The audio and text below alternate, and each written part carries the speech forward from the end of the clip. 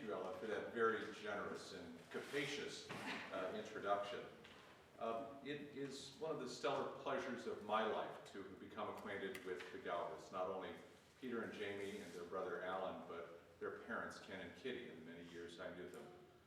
The gift of the Galbraiths was not simply of the warmth and integrity which they represented, but the fact that Ken was par excellence the model of what it meant over a long period of time in the middle of the American century to be a public intellectual.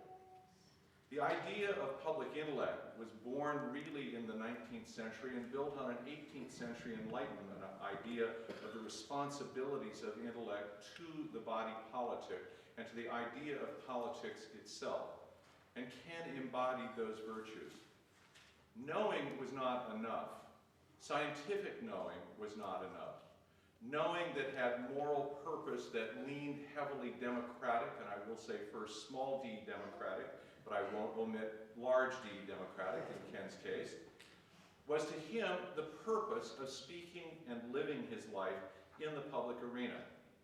He was not a modest man. He made no bones about that. I'm sure all of you remember the story of the hand-knitted pillow on his sofa that said Galbraith's first law, modesty is a vastly overrated virtue. But he took fame seriously and treated it as an instrument, not a goal. And again, the instrument was to live up to an idea of American democracy that was fundamentally pointed in a direction that could be described as moral and purposeful throughout. As his years drew him toward the end of his life, like many of us, he found reason to be disappointed. Not just in the Republican Party and what it evolved into, but in some ways the Democratic Party and what it was evolving into as well. We shouldn't make bones about this here. But he always believed that places like Marlborough College, communities of concern and commitment who took also the idea that education had both a moral and a democratic purpose, could serve as beacons even in the darkest times. Ken's career encompassed service not only of 4 decades as a teacher at Harvard, but decades serving the United States government in some of its most challenging moments, whether it was the Depression or the Second World War or the Kennedy and even parts of the Johnson administration, where we came close, as you all understand, last month, 50 years earlier, to the destruction of the world. The wisdom that he brought to a young President Kennedy was something that was special to Ken Galbraith, something that understood that mere cleverness, mere toughness, and mere title were not enough to sit in judgment and pronounce the possibility that the world would be ended. And in both the case of Cuba and Vietnam, Professor Galbraith was among the most courageous of those who fought inside and outside government in the 1960s against those twin follies. Shortly before he died, Professor Galbraith was visited by President Clinton, former President Clinton, who came to Boston for a fundraiser, but several weeks earlier contacted Professor Galbraith and said that he would like to be in touch. They'd met several occasions before. President Clinton had awarded him the Medal of Freedom, the Presidential Medal of Freedom, making Ken Galbraith one of only 2 Americans ever to receive the Medal of Freedom twice. He received it first from President Truman for his wartime service in the Second World War. What I remember about that meeting were 2 things. One, Clinton showed up 2 hours late. And second, the parting that Professor Galbraith gave to President Clinton after an hour of intense discussion that went from 10:30 until 11:30 at night for a 93-year-old man. And the words were the following. We should keep them in mind as Tuesday approaches. And they were these. Mr. President, as I told Harry Truman, what this country doesn't need is 2 Republican parties. One is more than enough.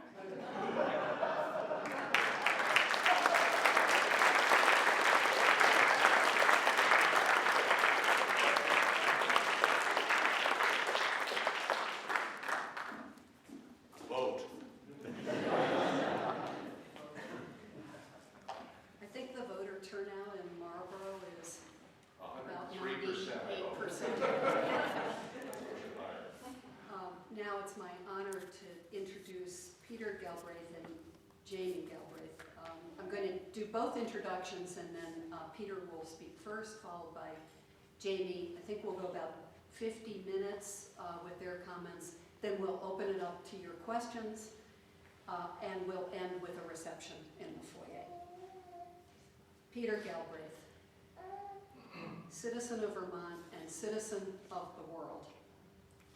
Earned his BA degree from Harvard, his master's from Oxford University, and his law degree from Georgetown University Law Center. He taught in Vermont at the former Windham College as assistant professor of social relations before serving for 14 years as a senior member of the U.S. Senate Committee on Foreign Relations, where I first met him and was so impressed with his human rights support. There he uncovered Saddam Hussein's systematic killing of the Kurds and documented his atrocities. President Clinton appointed him as our first U.S. ambassador to Croatia, where he crafted the 1995 peace agreement that ended war in that country. In East Timor, as director for the political, constitutional, and electoral affairs for the United Nations, he designed the territory's first interim government and the process to write East Timor's constitution. He helped to negotiate an interim, then a permanent constitution for Iraq. He also served as UN Deputy Special Representative to Afghanistan in 2009, but left in protest over the election fraud. Peter is the author of 2 books on the consequences of the U.S. war in Iraq, is a fearless commentator, publishing widely on foreign affairs, including in the New York Times and the New York Review of Books. But most important to his neighbors, he serves as Windham County Senator to the Vermont General Assembly. James Galbraith received his BA magna cum laude from Harvard and his doctorate from Yale, both in economics. He also studied as a Marshall Scholar at King's College, Cambridge. Jamie too served as a staff member in Congress, becoming staff director of the Joint Economic Committee. He was a guest scholar at the prestigious think tank, the Brookings Institution, then went to the University of Texas, Austin, where he is now the Lloyd Benson Jr. Professor of Government and Business Relations at the LBJ School of Public Affairs. There he leads the University of Texas Inequality Project. He is the chairman of the International Association Economists for Peace and Security. Like Peter, he is a well-known public intellectual, author of 7 books, most recently, Inequality and Instability, a study of the world economy just before the Great Crisis. Editor of his father's works, and a well-known columnist for the Texas Observer, The Nation, The American Prospect, Mother Jones, and The Progressive. His opinion pieces appear in major newspapers, and he's interviewed frequently on television. Fortunately for us, he maintains his family ties to Southern Vermont. Peter?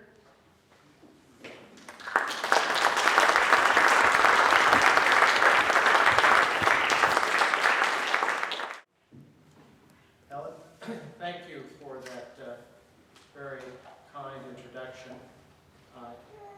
I won't add much to how our family feels about this wonderful college, because I couldn't possibly express it as eloquently as my father did in that letter you quoted.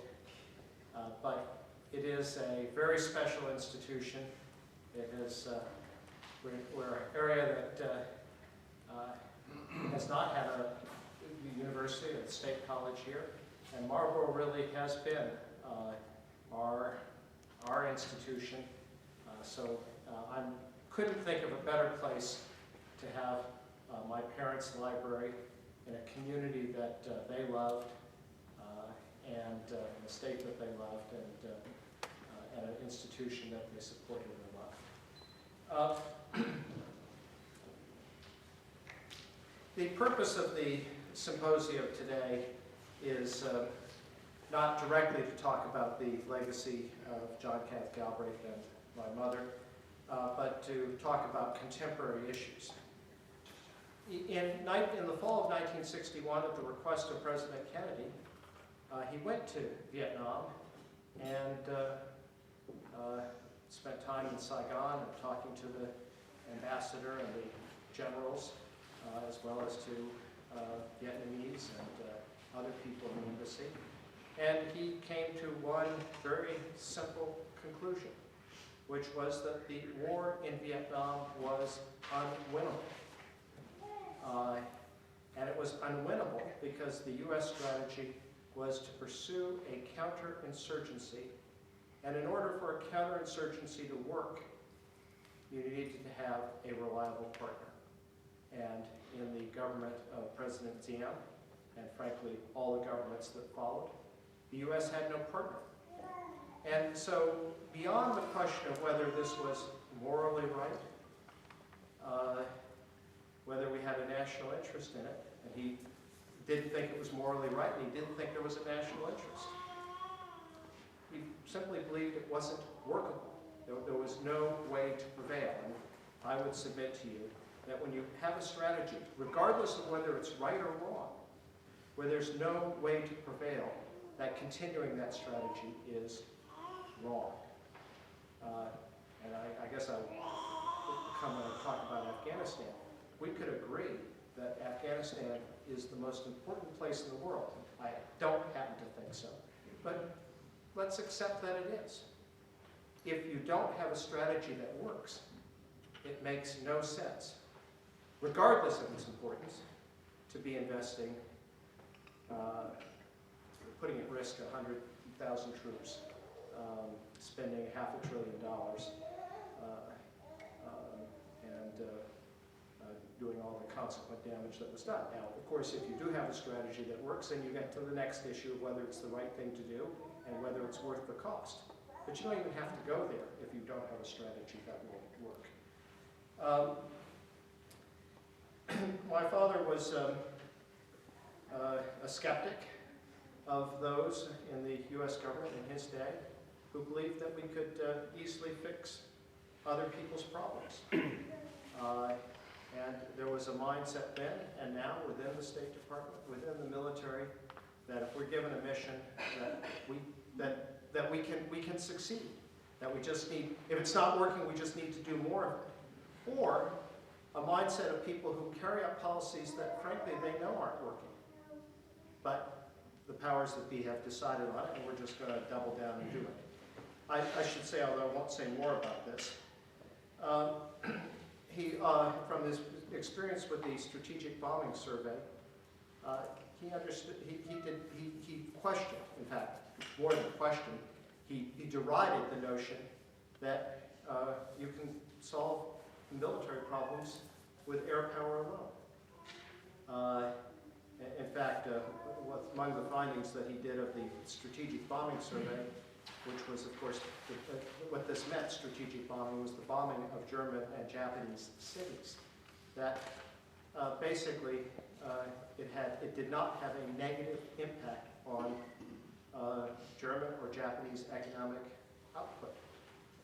And so that there was enormous cost for no gain. It was a net loser. And he remained to the end of his life very skeptical about air power, and I think there are lessons there. Perhaps this will come up in the questions. For those who claim that, as some people in this political campaign do, very casual, some of the, well, why shouldn't I say it, some of the Republicans, about the use of military power. I don't think, for example, that we can fix Syria from the air. What he saw in Vietnam was a country that was with a corrupt and ineffective regime, incapable of reform and incapable of winning popular support. He was not reluctant to take on the conventional wisdom. And again, it's ongoing that the conventional wisdom so often dominates the discussion. For example, we talked about Afghanistan. That the problem in Afghanistan is Pakistan and Pakistani intervention. If it wasn't for that, the whole problem would just be solved.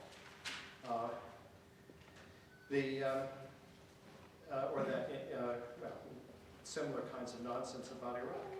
But in his message to Kennedy in 1961, he noted that it wasn't an outside support, that is from North Vietnam and communist China, that was the reason the Viet Cong were continuing. He noted, and sort of typical of his writing style, he said, you know, the amount of ammunition that a man can carry on his back for several hundred miles over jungle trails was not increased appreciably by Karl Marx. And while the notion was that the Viet Cong were operating out of the jungles, he pointed out the very common sense point that the insurgency wasn't in the jungles, it was in the rice-growing regions of the Delta. He also had a sense, on one hand, looking at things and seeing what was workable and what wasn't, but also about the cost and whether the national security interest of the United States was truly engaged. I was struck by something that was in Richard Parker's wonderful book. In July 22nd, 1965, he wrote Lyndon Johnson a memo just before he broke with him on the war. And he said, a certain degree of bluntness, quote, I assume the following to be true, much official crap to the contrary. Vietnam is of no great intrinsic importance. Had it gone communist at the end of World War II, we would be just as strong as we are now, and we would never waste a thought on it. And I think that is pretty much a measure that we might apply to our foreign policy today. I want to turn now to a brief discussion of the question of intervention. Why this question of intervention? Because if we think of the last 20 years in American foreign policy since the end of the Cold War, it has been dominated by military interventions abroad. In the 1990s, there was the first Gulf War to liberate Kuwait after Saddam took it over. There was a military intervention in 95 in Bosnia, a military intervention in Kosovo in 1999, and then in the first decade of this century, we've had America's longest war, the one going on in Afghanistan from 2001 until the present, the one in Iraq from 2003 to 2011, and the intervention in Libya. And these are, in addition to the number of interventions and the amount of newsprint they've covered, there is the cost. The U.S. spent in 2011 $117 billion on Afghanistan. The total Iraq war, and here we're just talking about the direct costs, was approached $1 trillion. And if you then include the indirect costs, replacing the weapons, taking care of the injured, it may be in excess of $2 trillion. And never mind the cost of in human lives. Now, if we look at the interventions, though, it is striking. If you think of the 6 that I cited, you could say that 4 of them were actually successful. 3 of them were successful and didn't involve the loss of a single American or NATO troop in hostile action. Bosnia, we ended the war. We stopped an ongoing genocide. Now, the resulting peace, which I participated in negotiating, is far from perfect. But it is a country that is slowly pulling together. It is on a slow path to joining Europe. One of the belligerents, Croatia, will be joining Europe on the 1st of January this year, the European Union. And what could have been a situation like Lebanon, that is a never-ending civil war, isn't. In Kosovo, we stopped a genocide basically before it happened. And in Libya, in spite of the events that took place in the last couple of months, we got rid of Gaddafi, we stopped Gaddafi. I mean, the reason for the intervention, incidentally, wasn't to do that. It was to stop Gaddafi from taking over Benghazi and massacring the population, which is what he was openly threatening to do. And finally, although there were casualties in the first Gulf War, it did achieve its goal with relatively small casualties in terms of getting Iraq out of Kuwait. Now, what distinguishes these four interventions? First, the military phase was brief and primarily from the air. Now, I'm going to come back to why this air power worked. Indeed, the ones in Bosnia, Kosovo, and Libya were entirely from the air. The interventions had broad international support, and 3 of the 4 were authorized by the UN. While the U.S. took the lead in all cases, it had allies who provided significant material and human support. The Europeans picked up 2/3 of the cost in Bosnia, 3/4 in Kosovo, and in the case of the first Gulf War, the Europeans and Arab countries and the Japanese contributed so that actually the United States made money on it. It did not cost the U.S. anything. And then they also, the successful interventions were relatively inexpensive. The cost of Bosnia and Kosovo has been about $10 billion over 10 years. Compare that to $10 billion a month in Afghanistan. The Libya operation cost the U.S. about $1 billion. And as I pointed out, Gulf War I actually made money. Now, the interventions in Afghanistan and Iraq were of entirely different character. They are long-lasting. Iraq, 8.5 years. Afghanistan, if we withdraw in 2014, will be 13 years. And not only are they long-lasting, not only are they expensive, they are unsuccessful. And so why? What I would argue is several factors. The first is that we have adopted objectives that were not shared by local partners. In the case of Libya, Bosnia, and Kosovo, we intervened on behalf of local partners in support of their objectives. So supporting the Bosnian government to stop the genocide, supporting the Kosovo Albanians in resisting a genocide by Milosevic and the Serbs. In the case of Libya, supporting rebels who were trying to defend Benghazi from an attack. In the case of Afghanistan, well, we started out with limited objectives, that is to get rid of the Taliban and to get rid of Al-Qaeda. We transformed it into an effort to build a modern, centralized state where none had ever existed.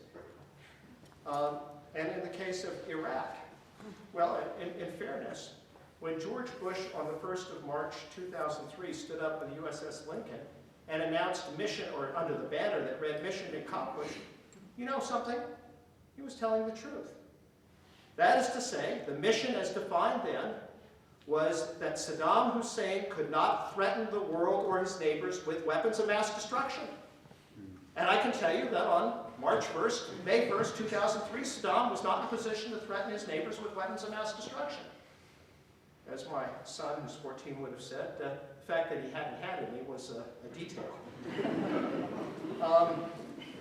But then, having done that, the U.S. then embarked on an extraordinary plan of nation building in a country where no nation actually existed.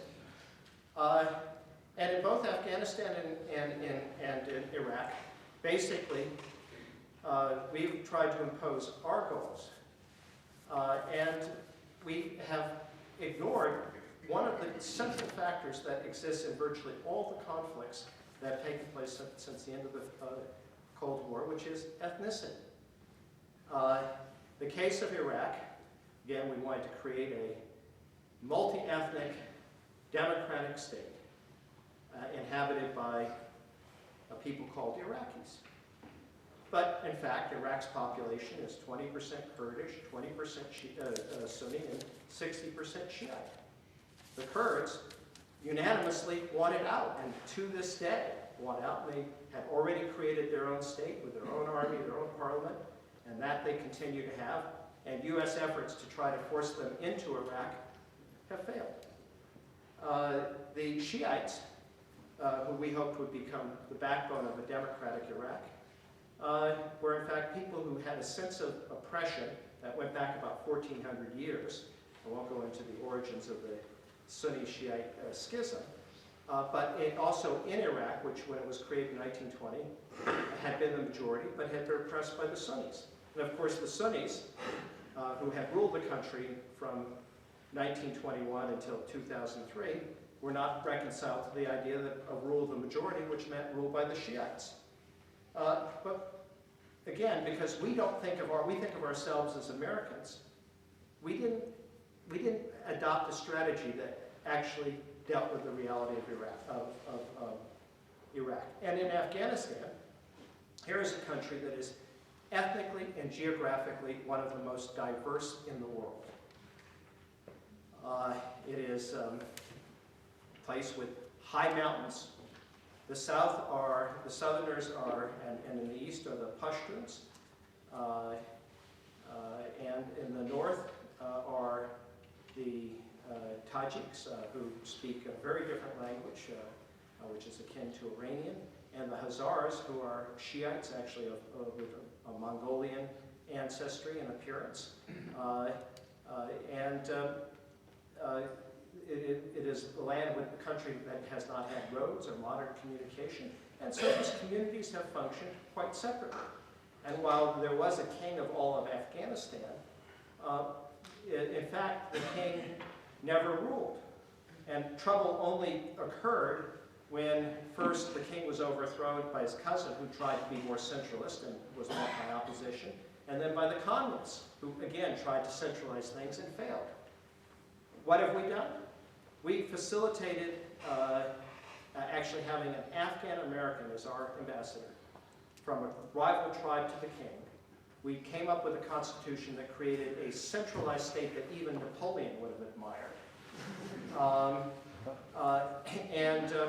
In which not only is all power centralized in Kabul, but it's also in the hands of the president. The parliament is basically very weak. Now, in a place where if you were going to create a constitution, you would actually probably want to have a great deal of local self-government and power sharing, so that each group can be represented in the center. We imposed our version that, oh, well, they're all Afghans, that we should be helping to build an Afghan nation, a modern Afghan nation. Well, guess what? It hasn't worked out. The Pashtuns or many of them don't accept Karzai, who is the president, who is a Pashtun, but who is corrupt, ineffective, and who, after stealing the last election, is widely seen as illegitimate. And the other groups don't accept that either Karzai or the Taliban should be the leaders of the country.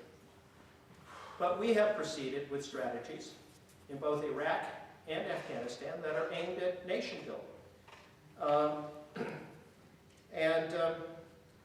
So how does it work on the ground? Well, we send in troops who are there to fight, but also, let me back up and say the basic way in which the strategy works is you go in, you secure an area, that's what our troops do, and then the idea is that we should then turn it over to the Afghan army to provide security, the Afghan police to provide law and order, then an Afghan administration to start running the area where the insurgents used to be, and then you get economic development. That's the basic idea behind the counterinsurgency. But why doesn't it work? Well, first, there's no Afghan army to come in and replace the U.S. Army. The police are basically the front end, the tooth, if you will, of a vast criminal conspiracy, or criminal operation, I shouldn't say conspiracy, where they are, they shake down the population where they're working, because they, even if you were honest, they have to make payoffs all the way up the chain of command, right to the president of the country. But beyond that, Pashtuns, who are the largest group in the country, 45%, won't join the police, because if they do, then the Taliban will know where their family is and will kill them. So the police that are operating in the Pashtun areas are Tajiks, mostly, some Hazaras. And guess what? They're about as good as the Americans. They don't speak the language any more than we do. But does that stop us from pursuing a program in which we've invested $10 billion in trying to train a police force? And the local government, far from being in opposition to the Taliban, it's a bit like the mafia in Sicily in 1960. They work with them. In some cases, they work directly. For example, arranging a tax, which then will give the local contractor who's providing security an incentive to bid up the price and to hire more people. And he then will give a kickback to the Taliban, perhaps even to stage more attacks. But the whole notion that the populations could be won over and that Taliban will give up, or that a population will rat out the more extreme members, doesn't work, because the local population understands they're in league. But do we actually understand this in the way we handle our programs? Well, we've identified a lot of problems in Afghanistan. Lack of education, need to a subsistence economy, the need to get farm to good, help farmers instead of just being subsistence, get the goods to market. Lack of rule of law, lack of institutions. So corruption. So we've tried to address this, and I could go on at some length at the totality of the program, but just to illustrate what happens when you operate in an environment that you cannot control. Our theory is that if we can increase the standard of living for Afghanistan's subsistence farmers, they will come over to our side and they'll turn against the Taliban. Life will get better. How are you going to do that? You're going to build roads. So we've been embarked on a massive road building project in Afghanistan. If only we had a tiny fraction of that money here in Vermont. And indeed, we have built roads. But have the farmers been able to bring their product to market? No. Why? Because the police set up checkpoints, multiple checkpoints, and by the time they've taken their cut, the value that goes to the farmers is less than if they consumed it themselves. So there is no farm to market. We've spent hundreds of millions of dollars on the justice sector, building courthouses, because what Afghans need after the ruthless period of the Taliban is law and order. Well, we've built courthouses, but they often don't have electricity. We put in running water and modern sanitary facilities for people who don't know how to use them. But most importantly, there are no judges. So what is the use of a courthouse if there are no judges? The same point can be made of fighting corruption. We had a major investment. Some of our sharpest Foreign Service officers were assigned to assist the Afghans in fighting corruption. One of them's here. And in fact, also my assistant who went with me to Afghanistan from Newfane, Tracy Brinson, is working with a U.S. company that's helping fight corruption. Oh, helping the Afghan Anti-Corruption Agency fight corruption. Who is the head of that? Afisullah Lodin. What was his last job? Head of the Independent Election Commission. What did he do? Steal, through massive fraud, the presidential elections, which of course has enabled Karzai to benefit from corruption. This is not some small thing. People voted twice. This was 1.5 million phony ballots out of 3 million. Most of them from places that never existed.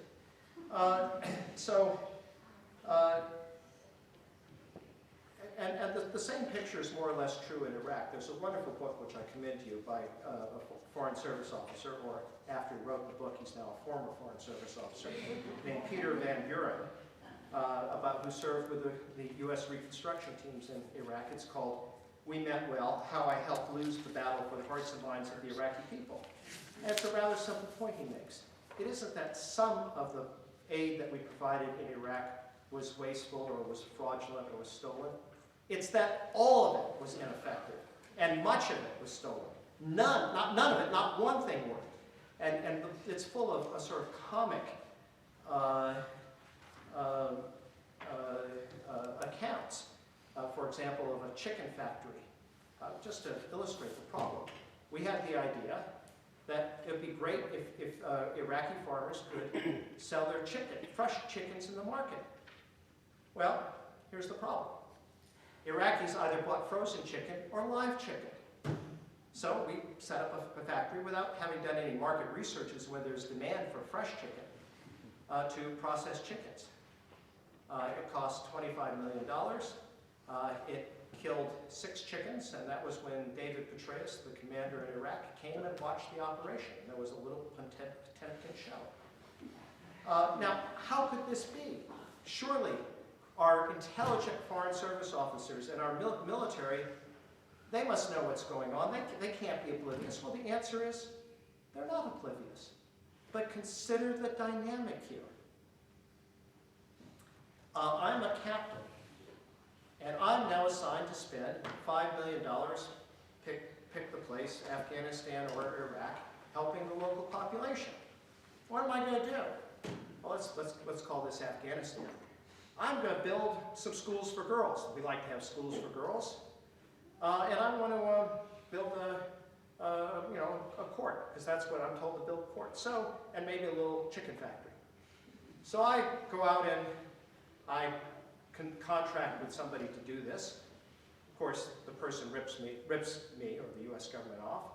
And let's say 2 of the 3 schools don't get built. The 3rd school does get built, but there are no teachers. And anyhow, the local population is not going to allow the girls to go to school. The court is half completed. So I've been there for my year. What am I going to do? This was a total failure. The people we're working with were corrupt, and the programs we're doing are worthless.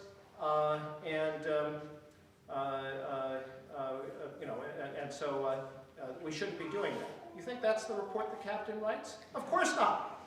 It is, I built 3 schools, I built a health clinic, and I built a court, and they're all great. Now the major, who's supervising 3 captains, and he's doing $15 million. Does he not know what's going on? Of course he does. Is his career going to be advanced by telling the truth? Of course not. And so it goes at every stage of the process, right up to the top generals. I was on a panel with Graham Lamb, who is the British general, who was the architect of counterinsurgency strategy. The American strategy was designed by Graham Lamb. And so I made the point. I asked him, I said, General, does counterinsurgency require a partner? Yes, it does. I said, and do you think Hamid Karzai is a partner? He said, it took the United States 70 years to go from the Declaration of Independence to abolishing slavery. That was his answer. Well, denial. That's not a strategy. Okay, so what will I say in conclusion? And one of the points that my father made was that whenever you give a talk, you should say finally or in conclusion multiple times.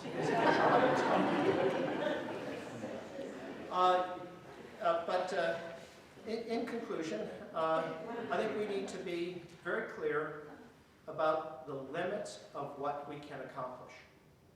Incidentally, this was something my father observed. That he wrote Kennedy a series of letters.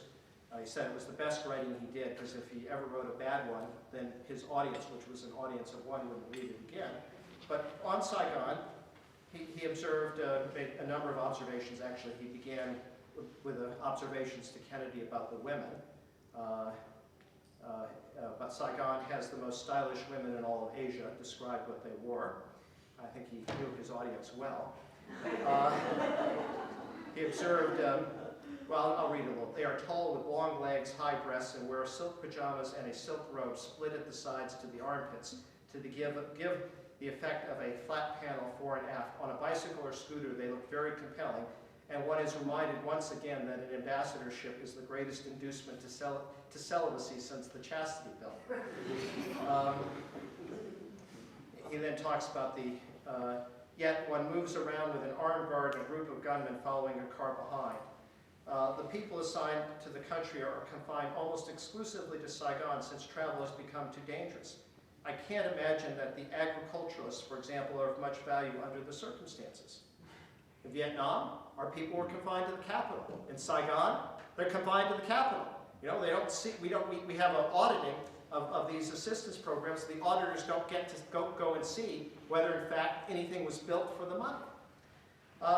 So I think, again, what are the lessons?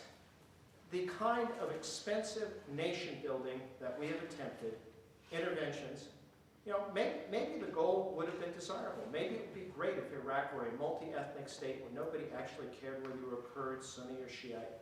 Maybe it'd be great if Afghanistan was a modern country, and in which boys and girls all went to school, and there was great respect for human rights and all these things. But even if those are desirable goals, that doesn't mean that there is a way that we as outsiders can achieve it. Second, it is incredibly important to be mindful of what we see may not be how other people see it, particularly that the extraordinary power of ethnicity in international relations. The Kurds don't want to be Iraqi. The Hazaras and the Tajiks do not want to be ruled by a Pashtun-dominated Afghanistan. That is a dominant fact, not a secondary fact. And finally, though, it doesn't mean that we shouldn't intervene necessarily, but where we do, it almost only works when we're intervening on behalf of people, on behalf of their objectives, not trying to get them to support our objectives. It turns out that those kinds of interventions are also the cheapest and most effective. I supported the Libya intervention because at very low cost, it undoubtedly saved tens of thousands of lives. I'm opposed to intervention in Syria because as horrific as the situation is, this is not a homogeneous country. It's 10% Alawite, 10% Christian, 10% Kurdish, 5% Druze, and all of them are deathly afraid of what happens if a Sunni-led revolution succeeds. In fact, the Sunni cry is Christians to Lebanon, Alawites to the grave. And as horrific as what the regime is doing, and nobody can defend it, unless you can think of a clear strategy for intervention, it is better to stay out. Let me just conclude by saying that my father absolutely hated war. The last words of his last book, he called it the ultimate catastrophe. And what was actually otherwise a really positive appraisal of how things had turned out in his lifetime. But he wasn't an idealist. He was a realist. He advocated operating in the world as it is, not as we wish it were. The issues he faced are different from the ones that we face, but his approach is not dated.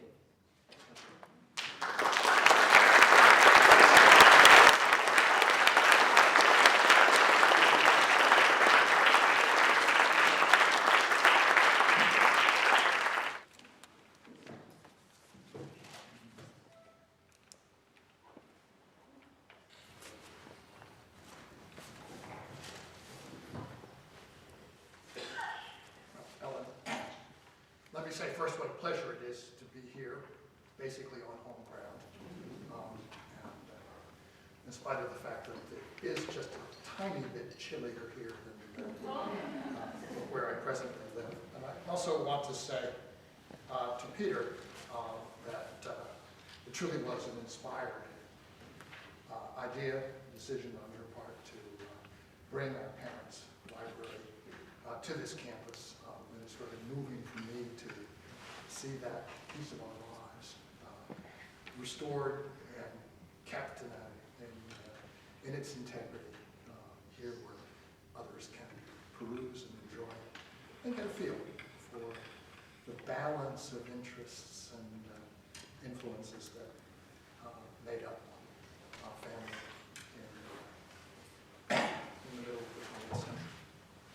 want to do something quite different from what Peter did, which is to talk about our father's economics, John Kenneth Galbraith's economic ideas, and what bearing they have on the world in which we presently live. Dad started on a farm, and his very first writing was for the local paper, an anonymous column under the signature of the Plowman, describing the virtues of non-tubercular cows and a good coat of lead paint on the barn farming practices. He went on, we've already discussed this in the other setting, to the Ontario Agricultural College, and then from there to Giannini Hall Center for Agricultural Economics at Berkeley. And this line of authority he carried with him all through his later life, right up to the point in 1960, the presidential campaign. John F. Kennedy said to him, "Ken, I don't want to hear about farm policy from anyone except you, and I don't want to hear about it from you either." Still, even after that, there were moments when he could make use of this foundational expertise. Peter already quoted one letter to Kennedy on Vietnam. In another, he warned against sending combat troops to the Mekong Delta in the guise of flood relief, writing that floods in this part of the world are an old trap for the Western non-agriculturalists. They judge the Mekong by what the Ohio does to its towns. Then, in the early 1930s, possibly even a little bit before, there was Veblen, Thorstein Veblen, the Norwegian-American from Minnesota, whose lasting influence, I think, lay partly in the stiletto prose, and partly in seeing the rich, the leisure class, as a fitting object of study, of investigation, from a detached, even anthropological point of view.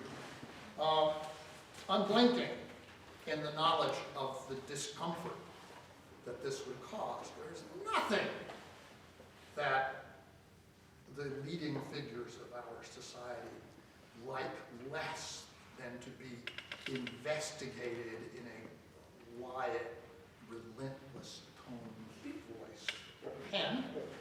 And Dad carried this pleasure with him, I think, through all the rest of his life. In the 1970s, he mounted with the BBC a magnificent effort to survey the history of economic thought and current economic problems.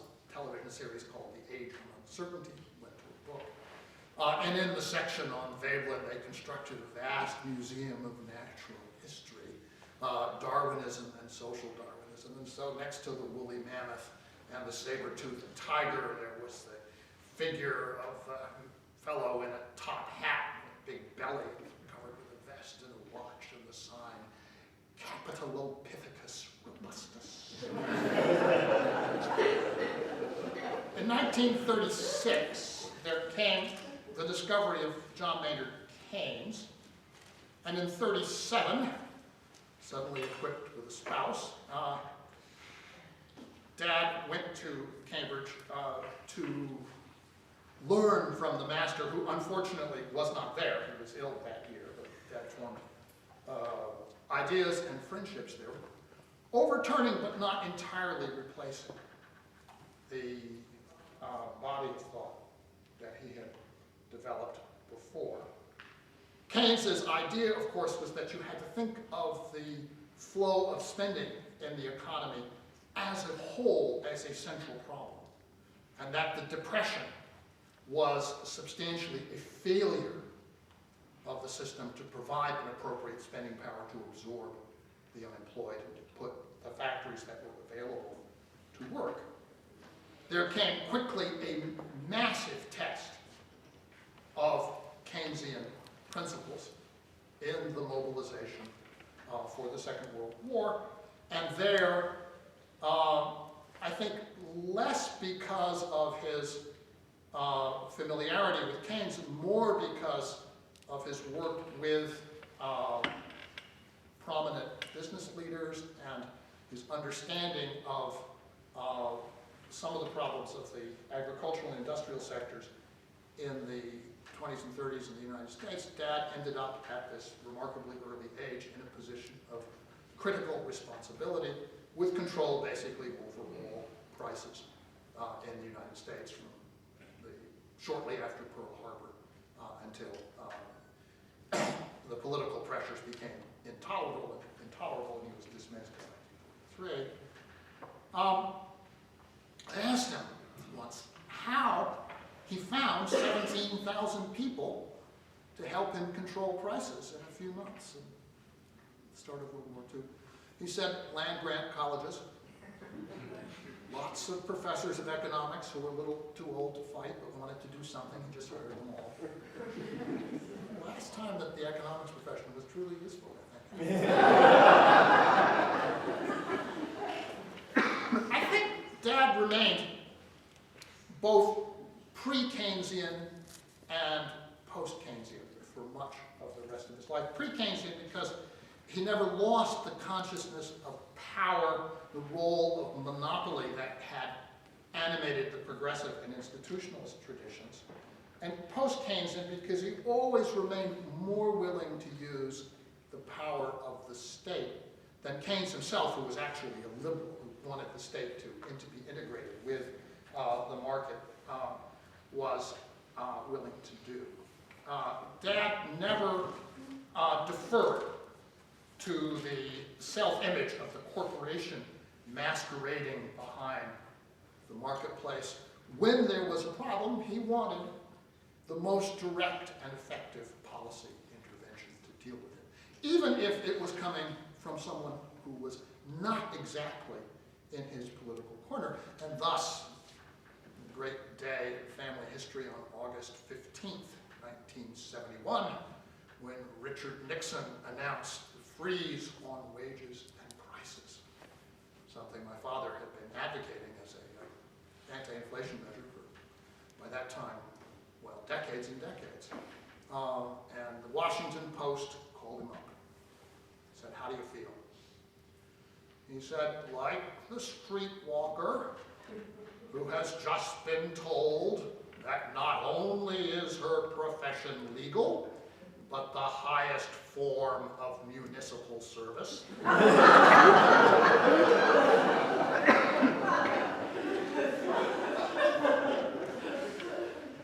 Of course, after the war and a short period of learning to write as an editor at Fortune, Henry Luce said, "I taught Ken Galbraith how to write, and I've regretted it ever since." Dad came back to Harvard, was after a rather tough battle over in the aftermath of the strategic bombing survey tenure, and began what was really his high period of creativity as an economist and a professor. And here I think the 4 books, which the Library of America has republished together now in a single volume, capture the essence of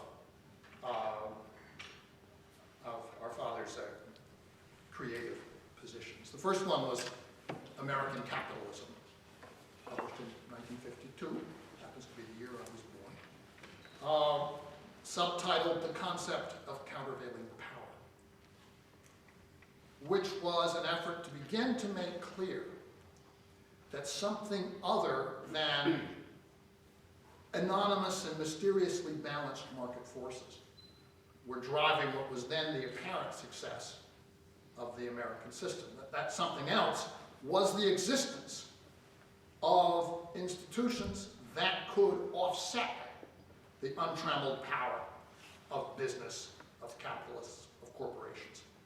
The unions, the government, the scientific and the educational estate, the power of ideas, power of laws, the power of collective bargaining. All of them played a role, and Dad encapsulated this in the opening lines of that book by saying such are the aerodynamics of wing loading that the bumblebee in principle cannot fly. It does, and he noted that in defying the august wisdom of Isaac Newton and Orville Wright, that this must make the bumblebee into a thoroughly insecure, although successful, insect. That's the American economy.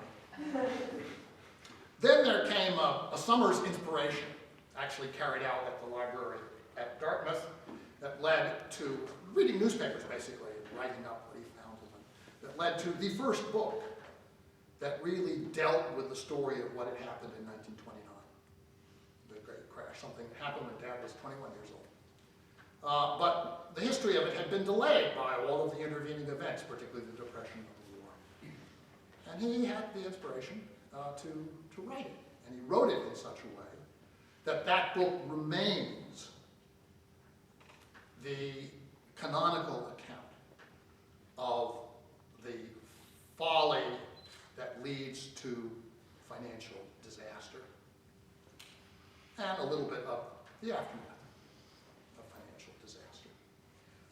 Something which I think began to alert the economics profession to the real danger that Galbraith posed, which was the subversion of their core principles and ideas.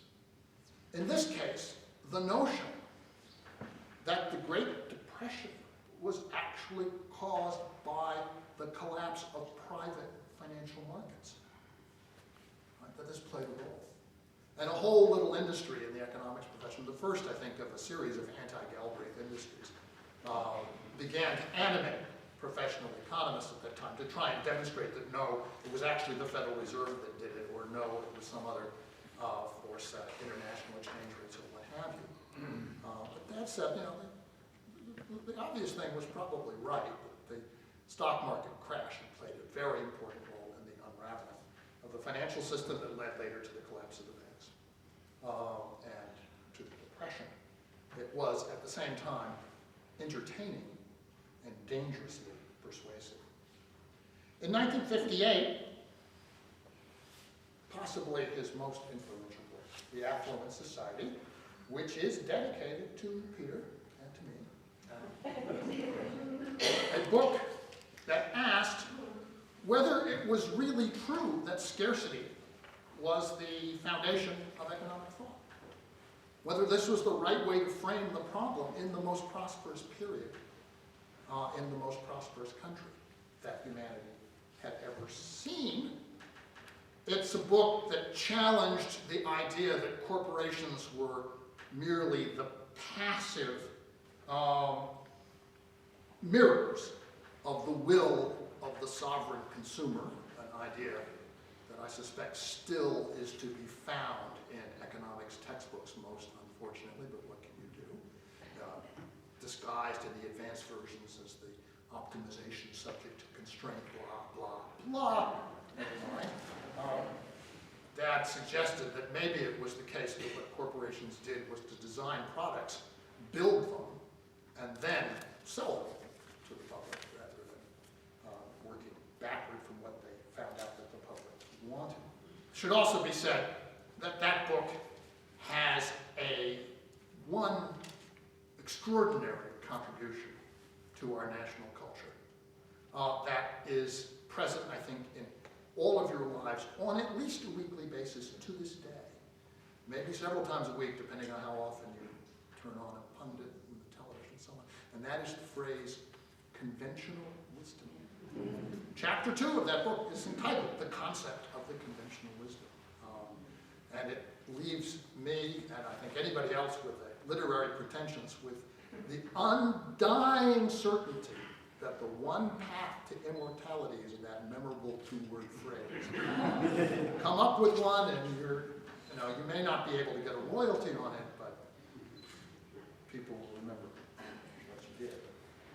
The book had enormous social resonance, and it's not just in the economic sphere. It really spoke to something about American society and about what was being left behind in the rush to suburban affluence, including, of course, all of those who were not so favored, the poor, the black, those who were legally and economically oppressed. And I believe it is the case that in the letter from a Birmingham jail, Martin Luther King notes that he asked for 2 books, the Bible and the Affluent Society. There was a pause then. The Affluent Society came out in '58, and of course the New Frontier began in 1960-61, the Great Society in '64, '65, alongside the War on Poverty. All of these things were driven to a very substantial extent by the ideas that my father and a few others, Michael Harrington notably, articulated in the 50s and 1960s. So a great deal of the framing of the institutions and the vast legislative program that Lyndon Johnson was able to put together in the 1960s and to pass had its intellectual foundation, some of the framing ideas of John Kenneth Galbraith in the 1950s and early 1960s, and he was involved directly as an advisor to Kennedy and as an advisor to Johnson until the Vietnam War broke apart. In 1967, there came the big book, the book that he thought would be the lasting monument of his work, The New Industrial State. A book that was essentially on the role and the necessity for the control of corporate power. A book that from a conceptual standpoint not only built upon the critique in the affluent society of the core assumptions of conventional economics, but sought to go beyond that by placing organization and the study of organization on the same footing as the study of markets, with an understanding that the dominant institutions operated through organization rather than through markets, controlled markets rather than were subjected to them. Yes, there were, and are, and always will be, many businesses, individual economic actors who are playing on a terrain governed by market forces. But the small number of large corporations that do the planning and create the technologies are the ones that need to be understood, and the ones which economics as a profession was most resistant to understanding.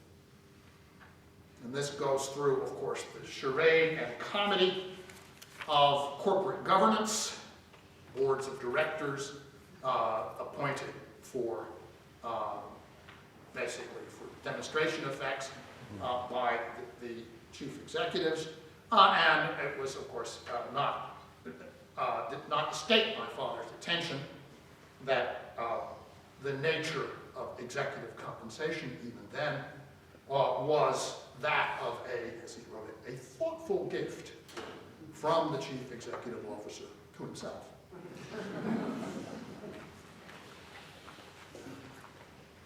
If the affluent society had frightened the economists, the new industrial state terrified them.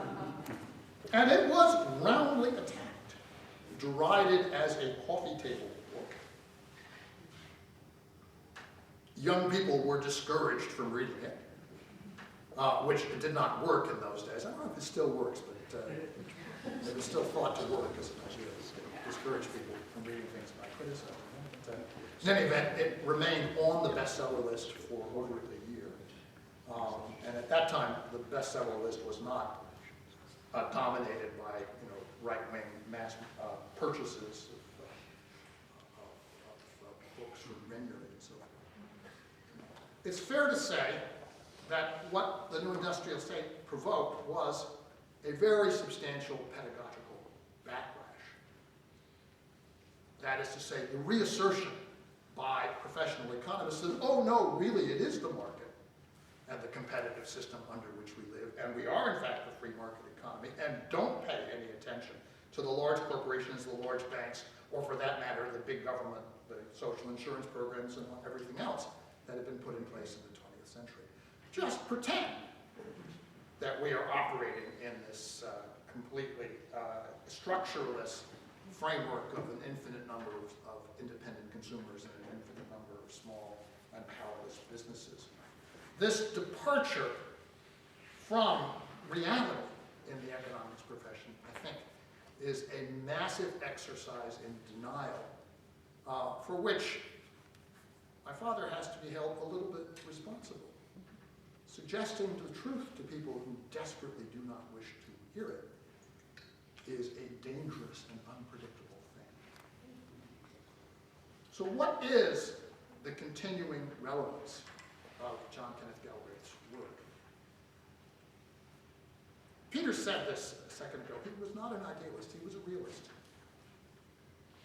He saw the need to view the world as it is through unclouded eyes, and he used his style and his wit and his critical capacity and an occasional bawdy line or two. Well, not occasional, actually, if you read the books, they're quite systematically put in there. It was very much in the style of those letters to Kennedy, for which my favorite example was the complaint that supersonic jets had been delivered in Karachi with all of the discretion that one would normally expect from mass sodomy on the IRT in Russia. I read that back to him in the galleys of letters to Kennedy, and he said, oh yes, I put that in so he would keep reading.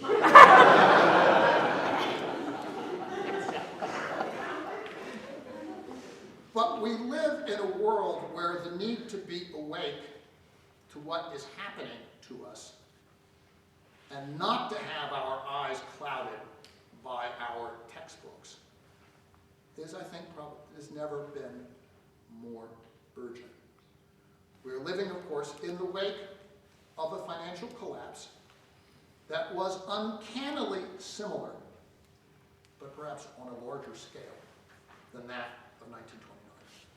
Had all of the same basic features, so much so that the great crash moved right back up onto the bestseller lists in the wake of that, because people were looking for something that could explain to them what happened, and this book did. We are living in a world where we need to recognize the power of large organizations. It is true that the corporations, the great industrial corporations that dominated the scene in the 1960s have been weakened, in many cases changed. Their technological arms have been separated off and become independent operations in California. They're much more dependent upon external finance than they were then. But we have large organizations whose role in running, ruling, and misruling our economy and in influencing our government needs an acute critical examination. Those organizations are called banks. Banks which are publicly chartered and which are there to serve a public purpose, but whose value in doing so hovers right around the zero line. We need to understand what the function of the state of government actually is. In particular, we need to reverse our view, the view taught by our economists of the role of regulation. A view which always held that regulation may have benefits but has costs and should therefore be minimized because the best thing is when the market is left alone. That's a bit like saying that the nuclear reactor across the way will run best if you don't bother with the cooling fluid. It'll get hotter, and that'll give you more electricity, which is true for a short while. drain the radiator on your car. Every system and every advanced system functions only to the extent that the forces in it are contained to within the limits of what it can handle by appropriate regulation. And the deregulation, desupervision of the financial system blew that all away.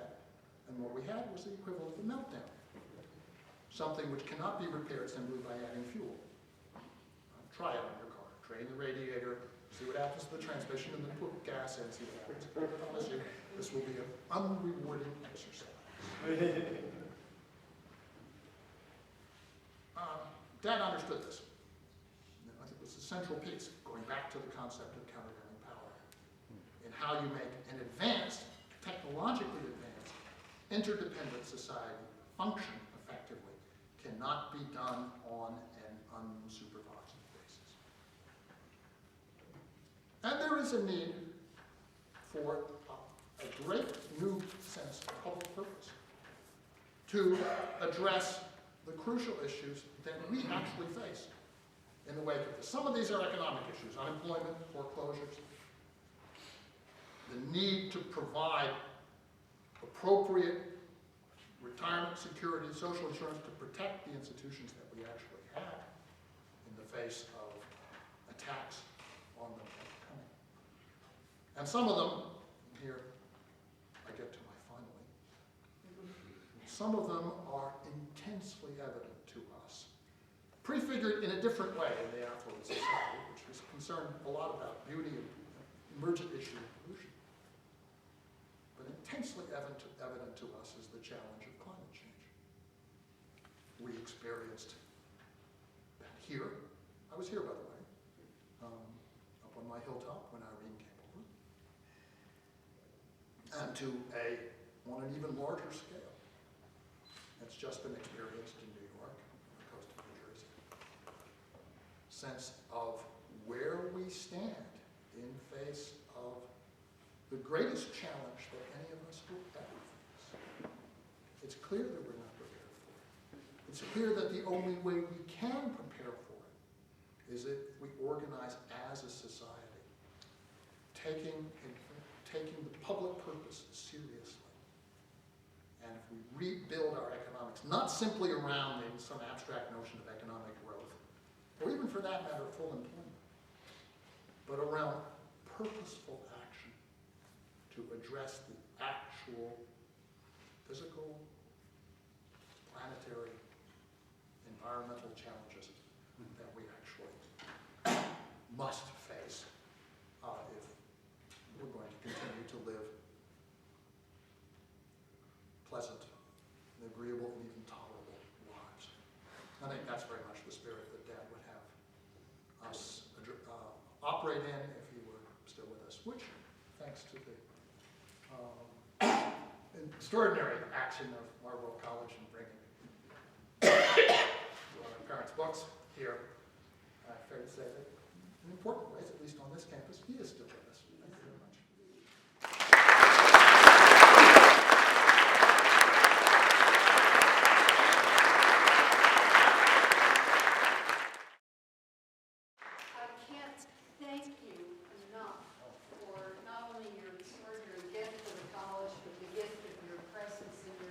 Powerful words here today. I know a few of you may have other plans, but I invite you all to stay, and we'll get into an exchange here. And Peter and Jamie, do you need a example, or are you happy to I think we answer can. questions? Absolutely. Okay, and so the only role I'll play is to intervene if necessary. Okay. All right? Why don't I, so let me invite any questions? Please. Just curious to what extent your father was in. I just want to kind of verify your helping out. You might have to repeat some of the questions for everybody to hear. Including for me. Okay. Sorry, what extent was his influence in his writing by properly identifying which writing before the war was before the transformation? Sorry, by Carl The answer to that is I don't know. I know there is some correspondence, because I've been in recent correspondence with Terry Levitt, who's Poliani's daughter, who's still living in Montreal. Your father's fact-finding trip to Saigon before he really got into the war. September 61, yeah. Yes. I'm very curious about what you both feel about your father's influence on President Kennedy at that time in terms of decision-making regarding, people training the South Vietnamese, and also whether the president's unfortunate death had anything to do with our continued progression over there. I've done a lot of work on this. And I would say, to begin with, one has to understand that Kennedy was never going to put U.S. combat troops into South Vietnam. His determination not to do that was set in 1951 when he went there for a day with Bobby and got the story of what was going on in Saigon. He understood this. This is reported by Ellsberg in Ellsberg's memoir, Secrets. Bobby Kennedy was telling Ellsberg this, and Ellsberg said, how come you were so smart? He said, because we were there. Well, so, in terms of the relationship between Dad and Kennedy on this issue, it was basically that they were in full agreement from the get-go. It was not necessary for Dad to influence Kennedy. Dad said to me, and maybe to others, that Kennedy sent him to Saigon in September of 1961 because he knew I did not have an open mind. And the purpose here, there had been a mission that was the Rostow-Taylor mission, which had come back with a confidential report urging the commitment of troops.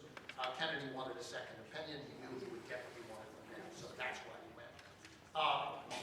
In 1962, I think, Kennedy then asked Dad to write up his recommendation, which was basically a phased withdrawal plan. McNamara took that plan and tasked the Joint Chiefs with producing a detailed implementation of it, which eventually basically happened between May 1963 Honolulu conference. And McNamara got the Chiefs' plan and said, no, this is not fast enough. I want everything down to pre-insurgency levels by the end of 65. And October of 63, when there was a decision process at the White House, a discussion and then a formal decision and a memorandum from Taylor to the other chiefs on October 4th, 63, saying, pursuant to decisions taken, the comprehensive plan for Vietnam will be revised to reflect this timetable, and benchmarks will be established to assure that progress toward the withdrawal of all forces by the end of 65 is being done. So that was basically the policy as of October 4th, 1963. And he was holding off because of the elections. So what? He was holding off till 65 because of the impending elections, too. Well, there was a timetable. First thousand, the determination to come out was actually quasi-public in the sense that what Kennedy said, it was a little complicated because Kennedy did not want Diem in Saigon to think that the withdrawal plan was conditional on whatever the South Vietnamese government did. There were other things that were pressuring the South Vietnamese government with respect to the Buddhist crisis, but this was not. This was intended to be something that's going to happen whatever these guys did. It was not also going to be the end of the war or the end of our support for the existing government in South Vietnam. And it was going to be the end of the presence of the 17,000 advisors. So the fact of the first 1,000 by the end of 63 and the intention to withdraw them all by 64 was basically known. The fact that it had been decided on by Kennedy was not. Was the timing related to the 64 election? Undoubtedly in part. But the reality is if you start something in 63, by the end of 64 you've accomplished, you will have drawn down quite a bit, and the numbers left are not material. It's 17,000 troops, which is basically less than it takes to fill the end zone at the University of Texas football stadium. If I can just add comment on something that Jamie said, which is, why did Kennedy have this view? Because he had been there. And one of the other points, I was summarizing a much longer analysis that I've done. But one of the things I am so struck by is the way in which people who have never been to a country make decisions about the country. Now, and incidentally, if you have been there and you know something about it, you can be unwelcome, not useful, or too interested. I mean, the case in point is Iraq.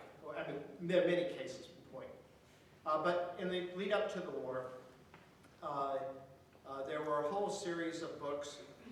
Ken Pollock was one called The Gathering Storm, making the case for the war. Or Ken Edelman, who a conservative commentator again, the Reagan administration, described it as a cakewalk.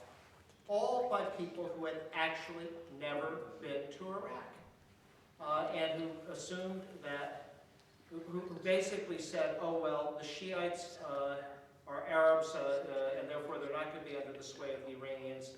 You know, the Kurds, they used to live in Iraq happily, so they'll do so again. And if you had actually been there, and I'd spent a lot of time in the country, you know, you understood that none of this was true. And I've come to the view that you cannot understand a place unless you've actually seen it. So I think that what Kennedy had in his mind, and was the fact that he'd seen it was very important. And perhaps also the other thing, I've always been struck by the similarities between Kennedy and Obama. Kennedy on Vietnam and Obama on Afghanistan. Kennedy, having just come into office, young, inexperienced president, with the near unanimous advice of the Democratic foreign policy establishment, which always wanted to be tougher on the communists than the Republicans. And the unanimous advice of the military, who always wanted to send more troops. Obama coming in, the Democrats always wanted to be tougher on the war on terror than the Republicans. You know, the critique of Bush was that he was diverted by going to Iraq. We were going to win Afghanistan. And again, the unanimous advice of the military. Kennedy, who had served in the military as a lieutenant, and I think there's probably no place better than to be a lieutenant than to see how inadequate the superior officers are, had a kind of skepticism that where he didn't take that advice. I'm a great admirer of President Obama, but I think Afghanistan was a huge and costly mistake. The tradition of not spending time in country, there's a wonderful example of that one, is David Halberstam's account of MacArthur in Korea. You know how many nights MacArthur spent in Korea during that war? Not one. Flew back to Japan every day. This question is to either one or both of you, and it is, why do you suppose that our nation has such difficulty beating our swords into plowshares? Could you say that one more time? Why do you suppose? I'll repeat it, and the question is, why does our nation have such difficulty beating our swords into plowshares? I think Peter basically expressed the reason, which is the competitive domestic politics of this issue and the approach of the foreign policy establishment, particularly on the Democrat side. This is a repeated story. It's a repeated story. Do you have anything you want to add to what you said? No,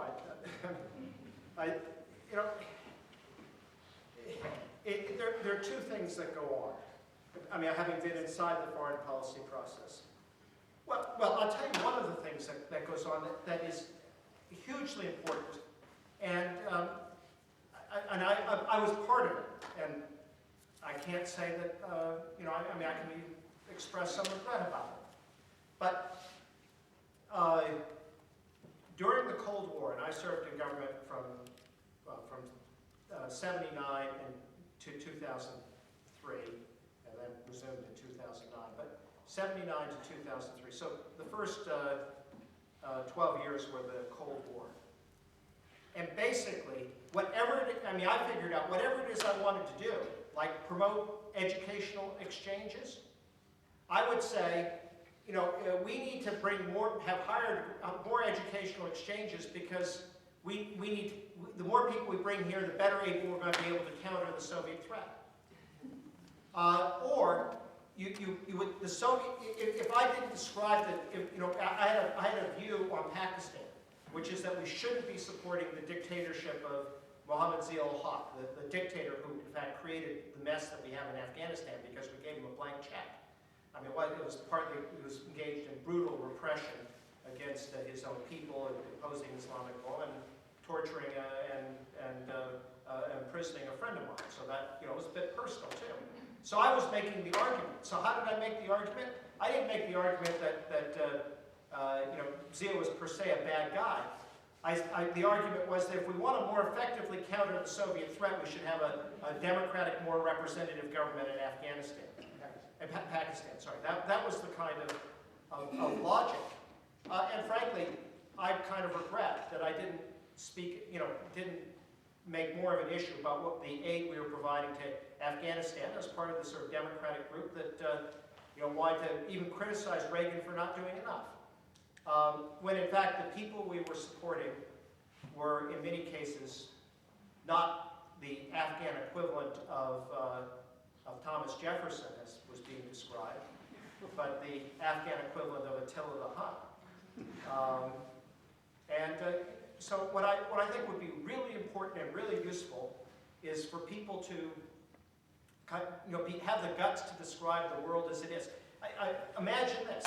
Imagine that you were a CIA analyst in 1988, and you wrote a paper that said, not only is the Soviet Union not a threat, but it's not going to be around 3 years from now. You might get fired, probably you wouldn't. You just would never be listened to again. And guess what would happen in 1991 when the Soviet Union disappeared? Do you think you'd get a medal? Not at all. You would still be thought of as an outlier and a marginal figure. I want to say a word about that because there were, in fact, analysts at the CIA and the DIA who wrote those papers in 88 and 89. And I know this because at the time, I had been executive director of the Joint Economic Committee up until early 85, and the Joint Economic Committee was the conduit that published those papers when they got declassified or declassified enough to publish them. So we put out every year a compendium of our intelligence experts' thoughts on studies of Eastern Europe, the Soviet Union, and China. And in this particular period, it's exactly what they were saying. They were saying, it would not take much for the Berlin Wall just simply to come down. So they knew what was going on. But as Peter described it, at the higher level of decision-making and policy-making, you had an absolute refusal to face this. And the op-eds by the then Secretary of Defense, Mr. Perry at the time, the Wall Street Journal said that the defense of Marxism-Leninism was the one thing for which the Red Army in Europe was certain to be willing to fight. Something which totally detached. It was almost as bad as what I was describing a few minutes ago of the mindset of economists. No, maybe even worse. No, it was worse. I mean, let me just go to another thing. So I want to say a little bit about professional military. My sense, and Peter's maybe closer to them than I am, but is that there is at least some recognition here that there is a complete mismatch between what they're really, the few things that they're useful to do and the missions that they're being assigned. And I had an amusing experience with this in 2004 when the commanding general in Iraq at the time, Ricardo Sanchez, came to Austin. He's a graduate of the University of Texas. And the faculty were invited to give to come to lunch, 15 of us, and ask the august commanding general the question. So I needed a question, so needless to say, I used the authority at hand to provide me with one. And when my turn came, I said, General, I always thought Iraq would prove indigestible, and I'm anxious to hear a contrary view if one is available. He looked at me and he said, what's your question? And I said,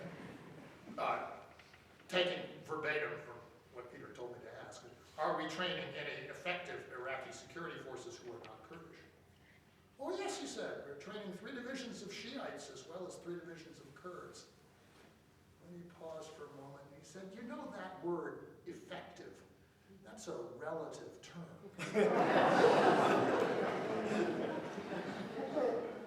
I do think that one thing we can draw on is this experience to, as the people who are involved in it, have a pretty good sense of what a disastrous enterprise this has been.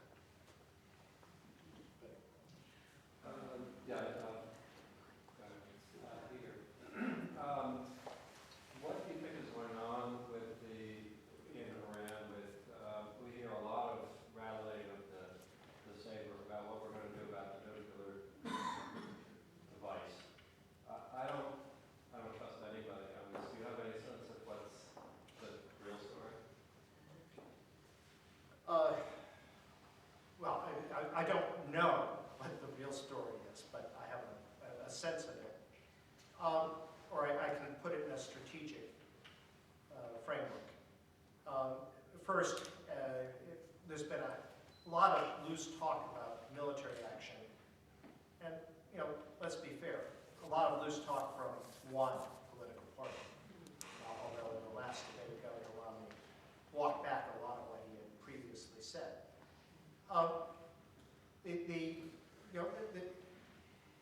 There are a few facts to bear in mind. First, Iran says it is not seeking to acquire nuclear weapons. That's not unimportant. First, it's possibly true. Possibly. And secondly, even if it isn't true, it is much easier to get a country to agree to what it says it's going to do than if it took the opposite position. In other words, it was never possible to get the Indians and the Pakistanis or the Israelis to sign up to the Nuclear Non-Proliferation Treaty because they said they wouldn't do it. But at least Iran says that it does not wish to have nuclear weapons. I can think of some strategic reasons why nuclear weapons are not in Iran's interest. Basically, if Iran right now is a country of about 80 million people, it is the dominant power in its region. If it gets nuclear weapons, then so is Saudi Arabia, the United Arab Emirates, and possibly some other countries, and those are military equalizers. So it actually loses its advantage. My guess is that what the Iranians want is to have the option of having nuclear weapons. So they want to master the technology. But that doesn't mean they made a decision actually to go ahead and do it. And again, I think I wish they wouldn't do anything. I would think we should put pressure on them not to do anything. But that's a better situation than actually having it. Now, then let's consider what our courses of action are. And again, this comes back to my larger theme. We can say this is hugely important. If we don't have a course of action that's going to work, it's not worth doing. What's the likely consequence of a military strike? The Iranians are going to say, oh, well, golly, we really hadn't thought about it, we've changed our minds. No, I mean, a military strike is going to be the thing that's going to likely mean that they'll take a decision to accelerate, to denounce the NPT and go forward.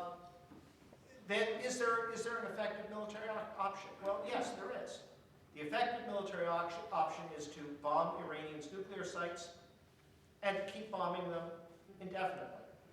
Because, and this is my father's skepticism of air power, sure, we can blow up the buildings. Often we blow up the buildings, we don't actually destroy the machines inside them. But, okay, we do some damage. This can be repaired, weeks, months. So, are we going to, unless we're going to keep bombing, if we keep bombing, it will work because scientists and construction workers are not going to go to a place that's continuously bombed. But the costs of doing that are totally unsustainable. So, my view is that there are not, first there's some reason to think that they haven't made a decision to develop nuclear weapons. The sanctions clearly are having an effect, the isolation's having an effect. There's going to be an election in Iran. We assume the Soviet Union would last forever. That was the mindset. That's what I grew up with, the foreign policy people. Well, it's gone. I mean, imagine we've had a preemptive nuclear war against the Soviet Union, as some people recommended when we had a big edge in weapons in the late 50s or early 60s, or over Cuba. I mean, how would we live with ourselves if, we were even alive? Instead, we waited it out, and it changed. And, I would wake up and worry that, we'd all be wiped out in a nuclear war. I mean, there are a lot of nuclear weapons around, but we don't worry about that. So time is another factor to keep in our strategy. I urge great caution in approaching it, and again, to look for effective strategies. Betty?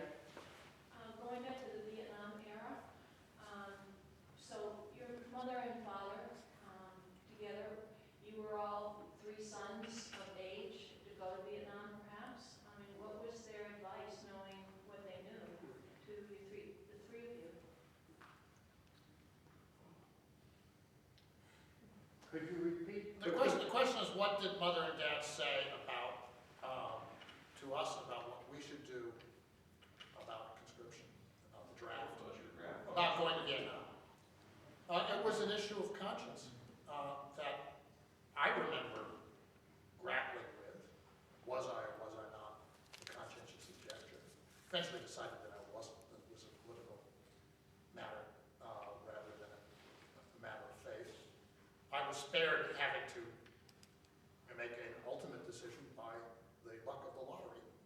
As it happened, I was, I think, in the second year, and the call-ups were going down and my number was high. The upshot of that, though, was essentially political action. What we did, I think we all did, I certainly took up many years of my life, was to throw ourselves into the anti-war movement. Initially, demonstrations, but no, it was initially electoral campaigns, actually. The McCarthy campaign in 1968, and the Bobby Kennedy campaign. I went out, I was 16 years old, I took my spring break, went to Wisconsin. The Hoff campaign here in Vermont in 1970, we all worked on it for the summer into the fall. The McGovern campaign, which I joined in December of 1970 as a student volunteer. Worked on it right through to the end. And then, of course, it faded out because the war was, in fact, coming to an end at that point. I do think, though, lastingly, just a word of memory for the spirit of George McGovern is in order. Just passed away, and this was someone who was a close friend, a frequent visitor. His name repeatedly appears in our guest book, The House and Townsend, numerous times over the 60s and early 70s.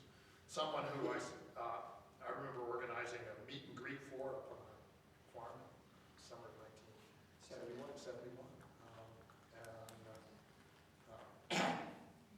Truly a great spirit, embodying just the right values, which is to say that use the forces of democracy to get the outcome that you need to get. Keep hammering at it. I would One more question.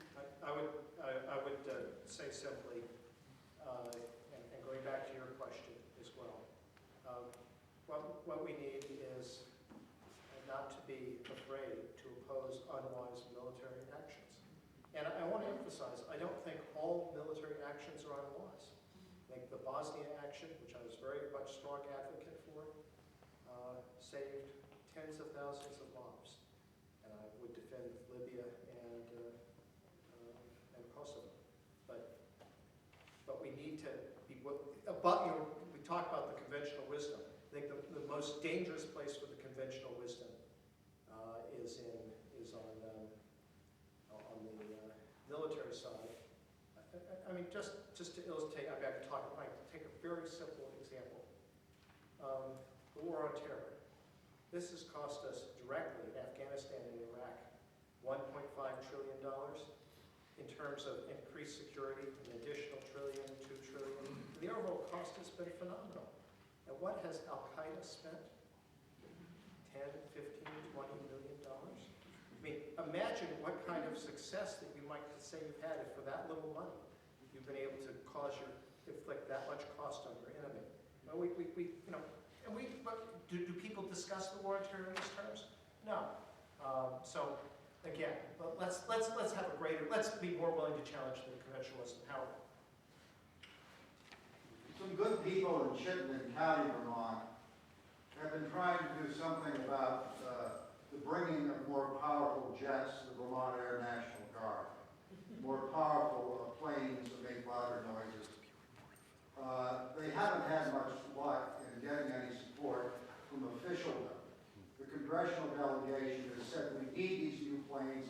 I believe the governor has, and most local government. The prime reason being jobs. The jobs that are associated with the Air Guard, and apparently more with these larger planes.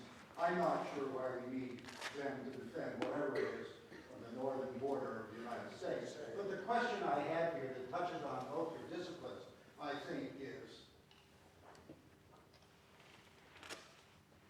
are we now so deeply into spending on the military that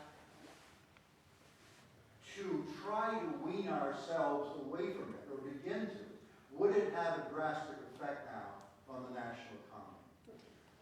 The answer to the meat of the question is no, it would not. I mean, you have a massive waste of resources, material and human talent, going toward procurement projects which are increasingly dysfunctional and actually would not perform the mission.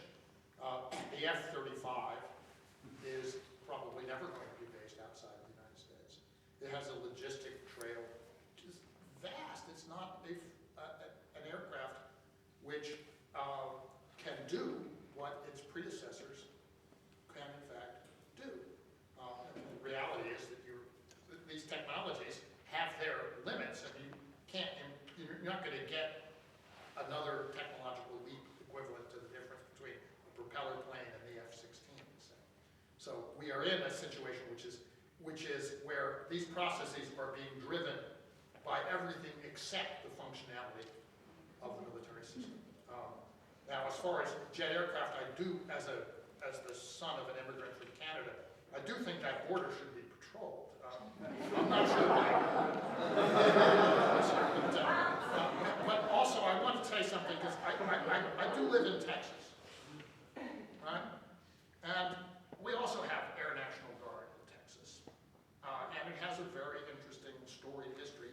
One particular chapter is the Champagne Unit that existed in Vietnam days, which provided F-102s to patrol the coasts of the Gulf of Mexico and trained a generation of future political leaders, of whom the dominant figure was that magnificent aerial acrobat and pilot George Walker Bush.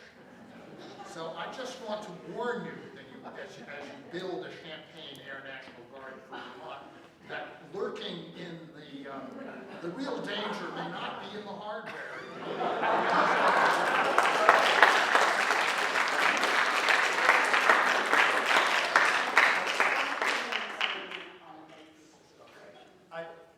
Well, thank you, Jamie, and I'm glad you answered that question for me. I just wanted to conclude with a couple of things. First, there is an election in a couple of days, and I'm actually a candidate, but I'm not going to make a pitch here. But I did invite some of my colleagues to come, and one of them did. And so I want to acknowledge Senator Vince Aluzzi, who is the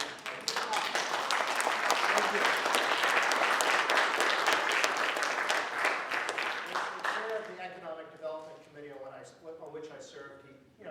We had hearings down here. I thought of him in some ways as the third senator from Windham County. And he helped Marlborough College on the Appropriations Committee. So I want to, Vince, acknowledge you and express my appreciation that you came to this event and to this institution, which you have really helped. And then I'd just like to say to Ellen and Lisa, Emily, and for this wonderful institution, thank you so much for the way in which you have honored our parents, You've honored us. And most importantly, you really are a critical, important part of what is, I think, the most special community in the United States.